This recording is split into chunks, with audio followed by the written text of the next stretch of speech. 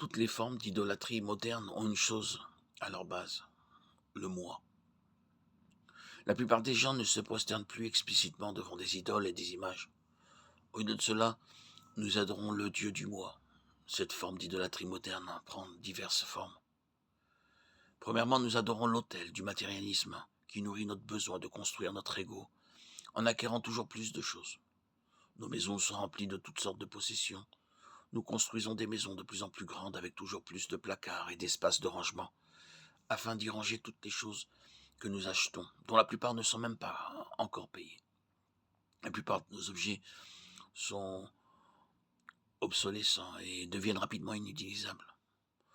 Nous les mettons donc au garage ou dans un autre espace de stockage. Ensuite, nous nous précipitons pour acheter le dernier article de vêtements ou le gadget. Et tout le processus recommence. Ce désir insatiable de choses plus nombreuses, meilleures et plus neuves n'est rien d'autre que de la convoitise. Le 10e commandement nous dit de ne pas être victime de la convoitise. Tu ne convoiteras point la maison de ton prochain. Tu ne convoiteras point la femme de ton prochain, ni son serviteur, ni sa servante, ni son bœuf, ni son âne, ni aucune chose qui appartienne à ton prochain. Exode 20, 17. Dieu ne veut pas seulement nous faire des folies.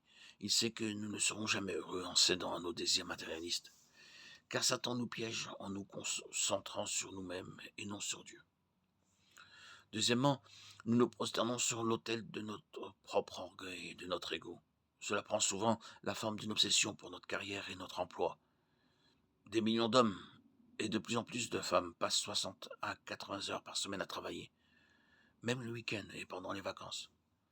Nos ordinateurs portables bourdonnent et nos esprits tourbillonnent de pensées sur la façon de rendre nos entreprises plus prospères. Comment obtenir cette promotion, comment obtenir la prochaine augmentation, comment conclure le prochain contrat. Pendant ce temps, nos enfants ont faim d'attention et d'amour. Nous nous trompons en pensant que nous le faisons pour eux, pour leur offrir une vie meilleure.